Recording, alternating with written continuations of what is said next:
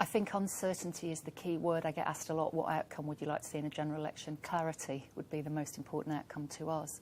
I think consumers are anxious about the sort of environment we'll be operating in post an election, both in terms of macroeconomics, GDP, wage growth, but also in terms of a fiscal environment and whether or not that's going to be good for home ownership.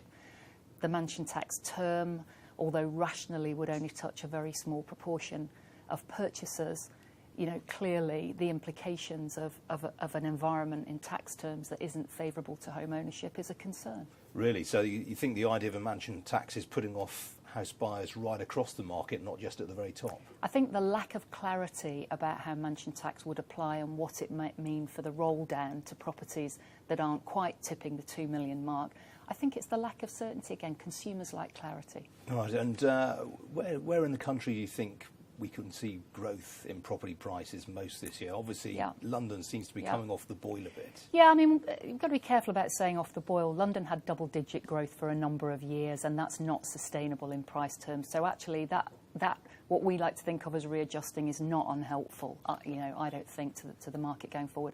But it's really interesting, quite a lot of data out this week about the growth of prices in cities. Oxford, Cambridge, we're seeing some recovery in the north of England, Trafford in Greater Manchester.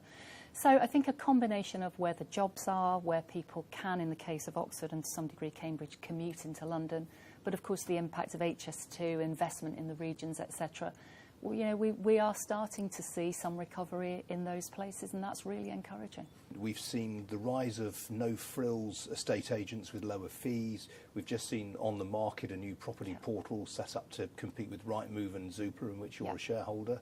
How are you dealing with these threats? The no-frills stuff is interesting. For a fair number of years, what we saw was that about 2.75% of the market was operating there, and that's almost a direct trade for those that used to sell their houses privately anyway. We are seeing that grow, and of course recently we've seen some very sensible investors coming into that digital space. So it's here to stay, and we'll see it grow. I think the question will be the organisation that best understands what segments you want to pursue and how you apply digital technology to make the offers better through that is actually the organisations that will win. And the recent changes in stamp duty, has that made much of an impact?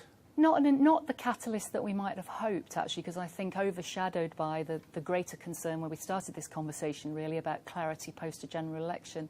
What we know, and the good news, is that if it had applied from the start of 2014, about 70% of the transactions we did would have benefited from the changes. So, we would be very hopeful that stamp duty in place and not changed post a general election, right macroeconomic environment, really might be a good foundation for moving forward.